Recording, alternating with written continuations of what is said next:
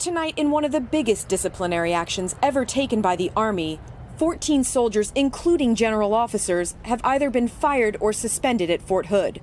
Officials say they created an environment that contributed to sexual assault, sexual harassment, and even murder.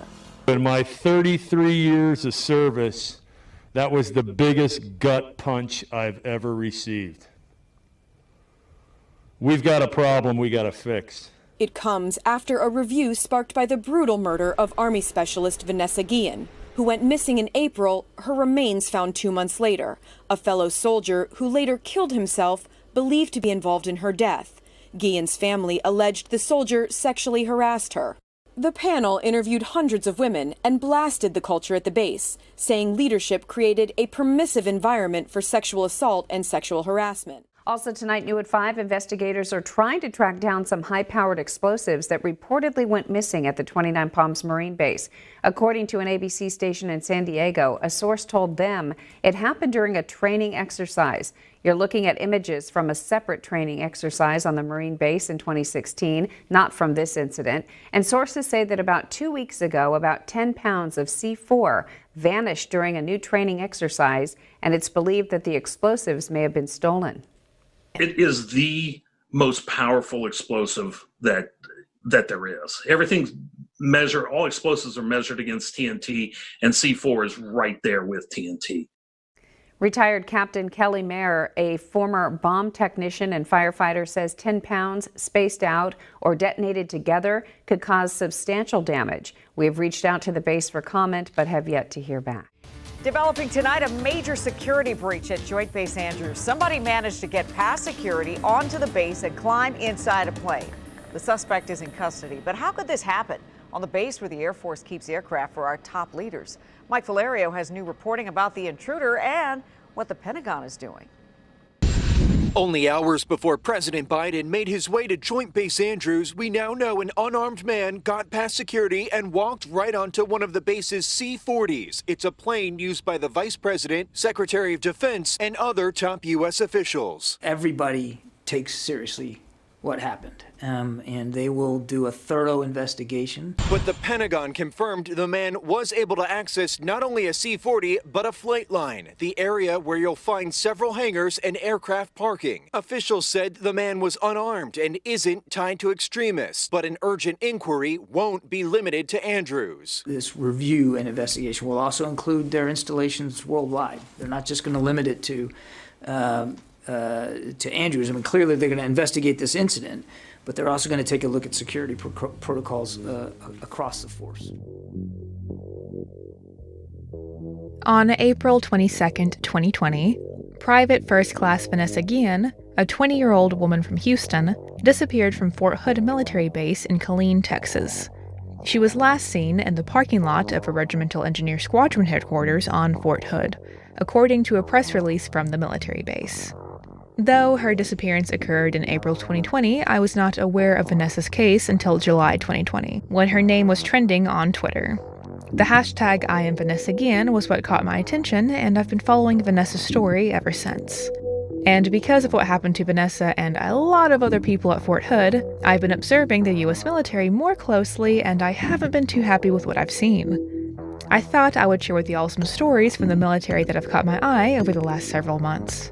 We'll start off with some of the more easy stories, if you can call them that, and work our way up to the more difficult ones. If you are someone who needs a content warning or a trigger warning, I left one at the very beginning of this video. Please refer to that before you watch any further. Let's get started.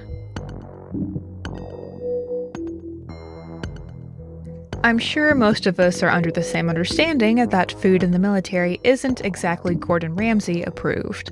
We don't expect these military bases to provide 5-star meals to our service members, but we do expect them to provide decent food at least 3 times a day, at least. But according to this Navy veteran on Facebook, the food they've been served over the last several years has been disgusting. Kevin from Facebook writes, "If you ever wonder what food is like on a U.S. Navy ship, here it is. The USS Nimitz. This is all the food that myself or one of my close friends were served. This was served while we were deployed or at sea. Food is one of the only things to look forward to when you're out there. This was unacceptable for the men and women putting their lives on the line. I want to bring awareness to this problem. Someone higher up there needs to see this. Military or not, please share and comment, especially if you have your own pictures of horrible food you've received while in the military. He then goes on to post 20+ pictures and videos showing some truly horrendous food that he and many other sailors were forced to eat on their deployment. Kevin wrote captions for the first 12 photos. I'll be showing the captions on screen and reading them to you as well. Photo 1. Raw roast beef, look at the blood splatter. Photo 2. Raw salmon. Photo 3. Egg bake with gray eggs, a horribly cooked hard-boiled egg on the right, and a little bit of eggshell mixed in on the left. Photo 4. Molded pita bread. Photo 5. Burnt corn dogs, somehow still cold, in the middle. Photo 6. Chicken parm, you taste so good.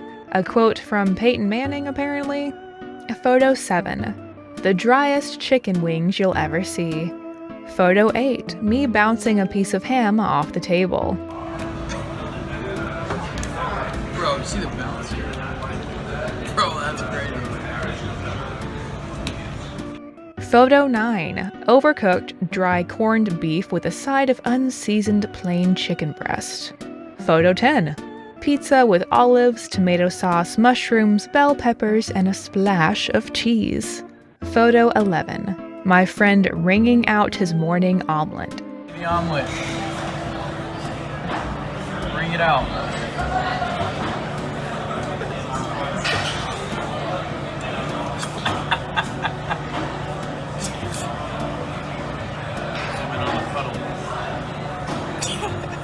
Strip. So much. Talk about wet. Photo 12. The average meal, not bad, still edible. And as you can see, it's just 2 sausages with plain bread. Plain, dry bread. He then goes on to show photos that other sailors or Marines, I don't know, sent him taken from different boats. Like these pictures of bugs in lettuce. Yeah. Then we see very moldy food. Then we cut to this guy that is just stabbing the shit out of his meat because it's just that hard. You guys get the point. The food that these Navy sailors are being fed is disgusting. People in the Facebook comments were comparing it to prison food, if not worse. Now, to be clear, I'm sure this isn't the case on every Navy ship. Or it could be, I really don't know. No, she's government contracted. I'd say the same thing too. Until it gets brought up to the CMC, like so. In an article I found from military.com, Kevin, the man who made the Facebook post, went into more detail on why he released these images. I want people to know about this, and I want somebody higher up than me to know about this. Kevin, a former petty officer 2nd class, told Task and Purpose, on a ship, if I were to report this, the highest it's going to go is our captain. And there's no way our captain is going to turn around and tell his superior, hey, the food on my ship is effed up. Because they're not going to rat on themselves like that. When asked about the imagery that Kevin posted on social media, a Navy spokeswoman said that the service takes all reports of poor food aboard ships very seriously. We cannot confirm the authenticity of the photos posted by the sailor, said Lieutenant Emily Wilkin. Nimitz was awarded the 2020 Captain Edward F. Ney Memorial Food Service Award for Best Aircraft Carrier Food Service, and our standards for cleanliness, service, and food quality are extremely high. The health and well-being of our crew is a top priority. Kevin also said he waited until he left active duty on October 3rd, 2020, to post the imagery of the gross food on Facebook, so that the Navy could not retaliate against him. There's no way it would still be on the internet now if I was still in the military, Kevin said. I would have been forced to take it down. Not every meal Kevin received during deployments was bad, he said. During holidays and Sundays, the chow was decent, showing it is possible for the Navy to prepare food correctly. But overall, the quality of the food served while he was underway was consistently poor, he said. So yeah, Kevin had to wait until he was no longer in the military to show these photos because he would have gotten in trouble otherwise. Pretty effed up if you ask me. There are other examples of poor food quality in the military, but let's move on to our next topic. I came across a very disturbing post from a Facebook page called Air Force AMN NCO SNCO. It was posted on January 13th, 2021. It reads, "Please keep anonymous. This may not get the attention it deserves, but we want to at least try. Currently deployed somewhere, can't say. And today, the installation commander, 05 logistics officer who's never touched a weapon or commanded a security forces squadron, authorized a certain group of individuals to shoot and kill these innocent dogs. Not only were these dogs lured with food to get them to come closer, they loved getting pet and loved on anyways, so it wasn't even needed to get their attention.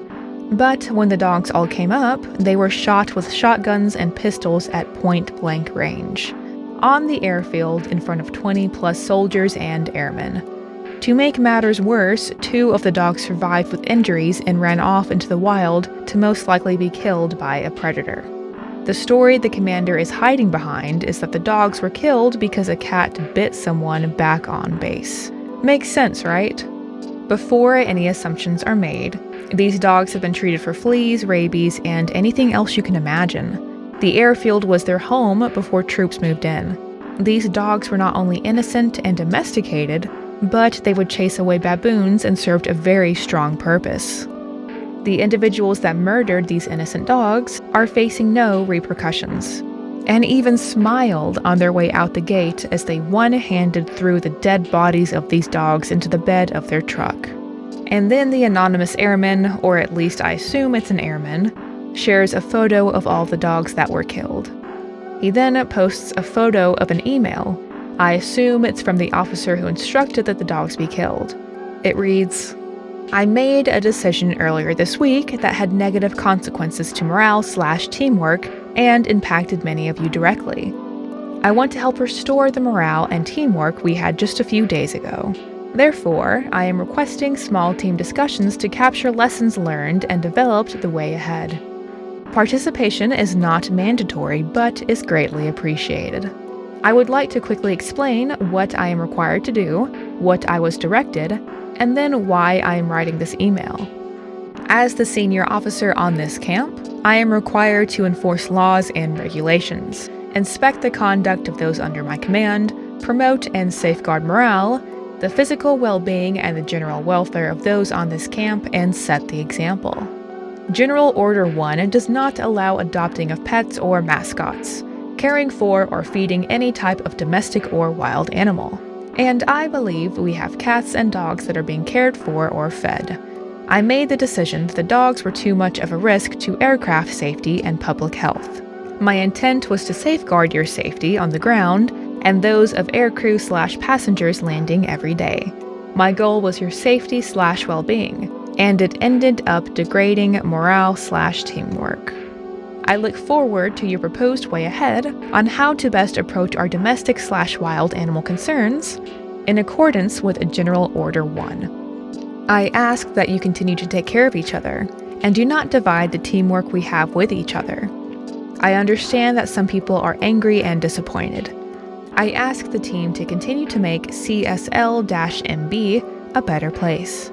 Take ownership of what's right in your respected areas, set the example, and always provide honest feedback and advice. I cannot tell you guys how pissed off this story made me. I've always been an animal lover. I currently have 2 dogs, and I can't imagine the pain those men and women felt when they were forced to shoot those dogs. It's awful. Commenters on the Facebook post were also pretty pissed off. There are other ways to handle this situation. There are rescues that actually would have paid to have these dogs flown over stateside to find loving homes. This officer is a disgrace to the uniform. Animal shelters and permanent party people who are able to adopt pets are also an option. Why would it be necessary for the CC to allow a random, from what it sounds like from OP, group of people to lure and kill dogs? Also, pest control is an AFSC that is well equipped to take care of these sort of things. Animal control as well. Outside agencies can also take care of it. Definitely not necessary. The good thing is, because of pages like this, that commander hasn't heard the end of this matter. I honestly can't say much more about this without getting too heated, so I will move on. I know the first two parts of this video were pretty straightforward, the first being about food served in the military, and the second part being about animal abuse and death. So I apologize about switching it up because part 3 is going to be all over the place. I tried making it more concise, but it just didn't really work out. What is part 3, you may ask? I guess the best way to word it is stuff happening on military bases that shouldn't be happening. Let me explain. At the very beginning of this video, you should have seen 3 different news clips. Unless, of course, you skipped the beginning, then you have no idea what I'm talking about, and that's okay. The first news clip was about Vanessa Guillen, which we'll be discussing Vanessa later on in this video. But the other 2 news clips that I showed are basically what part 3 of this video is all about. The 2 news clips were 10 pounds of military explosives going missing, and some random dude who was able to get on one of the president's special transport planes on Joint Base Andrews. I will briefly go over each one and leave a timestamp if you would like to skip this part, since I've already shown news stories on both of these events at the very beginning of the video. Let's start off with the missing explosives. Federal agents have launched an investigation into claims that high-powered explosives have gone missing from a Marine Corps training installation in California. About 10 pounds of C4 plastic explosives disappeared from Marine Corps Air Ground Combat Center during a January exercise. The Naval Criminal Investigative Service is investigating the matter, said Jeff Houston, a spokesman for the agency. Next, we have Joint Base Andrews. The Air Force launched an investigation Thursday after an unauthorized individual made it onto the Maryland base housing the president's special transport planes. A spokesperson for Joint Base Andrews confirmed the event to military.com and said that the Air Force Office of Special Investigations was leading the investigation. An AFOSI, I don't know what that is, spokesperson could not be reached for further comment. Now, I understand accidents happen, but explosives going missing and random people just being able to walk onto any military aircraft they want is pretty alarming to me. And here's the worst part, these aren't my only examples to show you. Take a look at this article. Army investigates how soldiers drank antifreeze chemical as 2 remain in ICU. Army investigators are trying to find out how the quote-unquote liquor hospitalized 11 Fort Bliss soldiers. Texas soldiers who confessed to drinking during a recent field exercise ended up containing a deadly ingredient used in antifreeze. 9 of the soldiers have been released from the William Beaumont Army Medical Center in El Paso, Texas, but 2 still remain in stable condition in the intensive care unit. Lieutenant Allie Payne, a spokeswoman for the 1st Armored Division, told military.com on Monday. The 2 soldiers have an improved prognosis, but they remain in the ICU, Payne said. Laboratory tests showed that the soldiers had trace levels of ethylene glycol in their blood, Payne said. Let's move on to another article. Air Force report blames improperly stored chemicals for the fire that gutted Katina warehouse. Investigators traced the fire's origin to the southeast corner of Building 1350, a hazardous materials warehouse of the 18th Logistics Readiness Squadron, according to the report. The report states that calcium hypochlorite, improperly stored there for at least 20 months, caused the fire. The 18th Wing was forewarned of the hazard when the base fire department responded to the warehouse 2 weeks before the fire to extinguish 2 smoking trash bags containing improperly stored calcium hypochlorite, according to the report. By the way, the fire I just got done talking about caused $2.6 million in damage. And not only that, but it sent 115 U.S. military and civilian personnel to the hospital for smoke-related injuries. Do you see why I called this segment Stuff Happening on Military Bases That Shouldn't Be Happening? Because this shit is ridiculous. And it's costing us, and when I say us, I mean American taxpayers, money. We are paying for these mistakes that shouldn't be happening to begin with. And like I said before, I understand that accidents happen, but going back to the fire I just spoke about, in the article it states that they were forewarned and did nothing. Nothing! It's so frustrating. Want to know something else the military has been warned about? Mold. We couldn't have our beds, we couldn't have our bedding, our clothes, we couldn't take our towels, we couldn't take porous or semi-porous. Our wood items had to be trashed, we had to leave them. Cassandra Wolf is just one of several plaintiffs in a federal lawsuit filed today against Hunt military communities over military housing conditions attorneys say are slum-like. Images of mold-infested vents, mold-covered toothpaste, walls, and ducts, illustrating the conditions court documents allege Wolf and other military families were made to live in while at Laughlin and Randolph military bases. Just horror story after horror story after horror story. This is Hunt military companies, former residents say, made haphazard fixes. A lot of Band-Aid fixes, paint overs, no true fixes. The lawsuit alleges conditions KENS 5 first got a look at earlier this year. Our mold count was off the charts. We had over 65,000 mold spores, 5 toxic mold and fungus, and 45,000 of those 65 were the mold that my son is allergic to. My son with asthma, so. But despite the photos and residents speaking out, Hunt companies called the allegations baseless. KENS 5 sent over photos and questions regarding whether the company was aware of the conditions, as well as whether the company was doing anything to remedy those conditions. A company spokesperson sent KENS 5 the following statement in response. Quote, "We are aware of the lawsuit recently filed against Hunt military communities. We believe the lawsuit is without merit and intend to vigorously defend the company against these baseless claims." Where some military families live with roaches and black mold.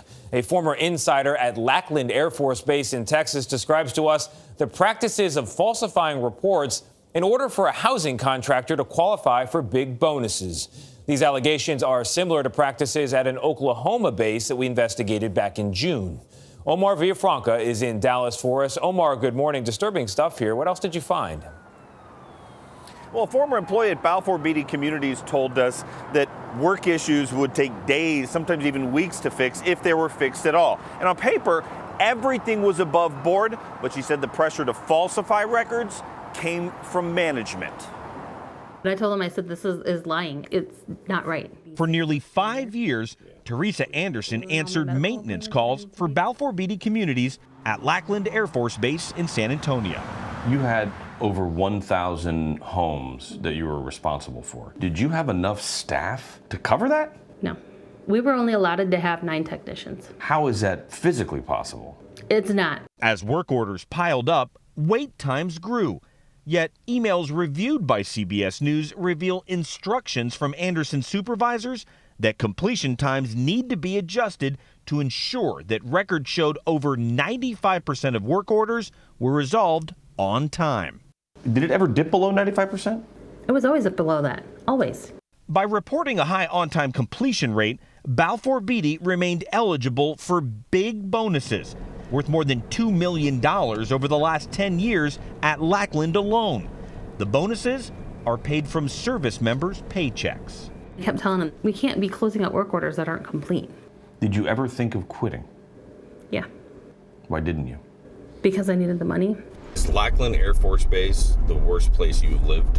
Yes, and that's what's just mind-blowing. Roxanne Rolshin's husband is a weapons instructor in the Air Force.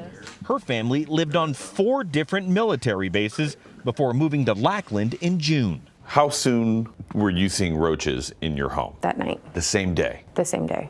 What was your tipping point? I opened the cabinet under the kitchen sink. There was black mold. Assistant Secretary of the Air Force John Henderson told CBS News his office is referring the allegations of misconduct at Lackland for investigation and warned of formal action unless there's prompt and substantial improvement from Balfour Beatty. When you hear about falsification of records, what's your reaction knowing that you're living in one of these homes? Disgust. How do you sleep at night? Did you feel bad about doing this or having to do this? Yeah. It wasn't right. It was, to me, it's not taking care of the residents who are in this military world where they're going out and fighting for us. More than 200,000 homes on military bases across the country are managed by private contractors. Well, a year-long investigation by the Reuters news agency turned up dangerous living conditions. Today, senators will ask housing contractors and Pentagon officials how they plan to address the military families' complaints about things like mold and water damage. Chip Reed is on Capitol Hill with the problems thousands say they are living with. This is just horrible listening to what these families are going through. Chip, good morning. Yes, good morning. Reuters says the Pentagon pays nearly $4 billion a year in rent to private property management contractors in nearly every state. But much of that housing is in disrepair, and military families have long said they feel they have nowhere to turn to get help. Josh and Lacey Sandin have lived in this house at Fort Meade in Maryland for over 2 years. At first, it looked clean. Everything was blank, white walls. Instead of rent, the Air Force pays a basic housing allowance of nearly $2,200 a month directly to contractor Corvius Military Living. We started noticing issues from almost the very beginning. Appliances started breaking. Siding on their 8-year-old house was warped. You can see all along this wall. And they suspected mold growing on the floor and walls was affecting their children's health, something their doctor hasn't ruled out. Ear infections, sinus colds. It was one after the other after the other. According to the EPA, allergic reactions to mold are common, and exposure can irritate the eyes, skin, nose, throat, and lungs. Neighbors had a similar problem, mold and a burst pipe that left standing water in their living room. Look. Both families say the response from Corvius was extremely disappointing. It seems to be a very long, painstaking process to actually try to get them to do anything, because they want to sweep it under the rug. A spokeswoman for Corvius declined to discuss specific cases, but acknowledged the company had let down some residents and said that while mold is a minor problem, they will be hiring an expert to review the company's policies. It felt like people were screaming. Shannon Razadin, a Navy wife, collected complaints ahead of today's hearing from more than 7,000 tenants across the nation through her group, the Military Family Advisory Network. They shared stories of black mold, of lead paint, of rats, roaches, bats. They're putting their lives on the line to protect and defend this nation, and they're living in squalor. People don't have recourse, and so they don't have the opportunity to withhold a rent check. And often they don't have the luxury of going to look at housing before they move. The Defense Department's own Inspector General cited pervasive health and safety hazards at housing facilities. A Department of Defense spokeswoman told CBS News that the military and its housing partners continue to work together to review housing conditions and evaluate policies and procedures. I don't think there's a lot of command support to address housing issues. Crystal Cornwall will testify before the Senate today. After experiencing issues with a contractor at Camp Pendleton, she helped organize a Facebook group that now has nearly 2,000 members. Those are termites. Sharing stories like this one, viewed more than 200,000 times. There is no way that any kind of service member can do their job when their family is not safe at home. The Pentagon told CBS News that military families have the same rights as anyone else, but many families have told us and Reuters that that simply is not true. They say that when they contact state and local authorities, they say they can't even come on the property. They have no jurisdiction because the housing is on federal land. If I showed you all of the news articles and news clips I found on military housing and mold, we would be here for hours. That was just a small taste of what's going on with military housing. If you want to see more, just go to the search bar on YouTube and type in military housing and mold. Video after video will show up. It is sickening. These families have been fighting for decent living conditions for years.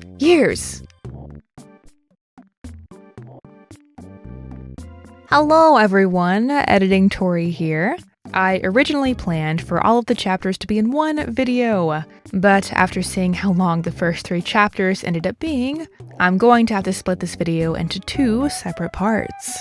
So, this was part 1 of what's going on with the US military. Part 2 will hopefully be up within the next week or so. I've been behind on uploading videos in 2021, and I'm trying to get back into the swing of things. My bad. Sometimes I go through bouts of depression, and one hit me at the beginning of this year. So I have not been uploading as much, I'm sorry. So yeah, thanks for sticking around and waiting for my next upload. Please let me know if you like this video or not. Constructive criticism is always welcome. If you have served in the US military and have any stories you'd like to share, please feel free to do so in the comment section down below. I might just include your comment in part 2. And yeah, that about does it for this video. Thank you all so much for watching. I love you all so much. Bye guys.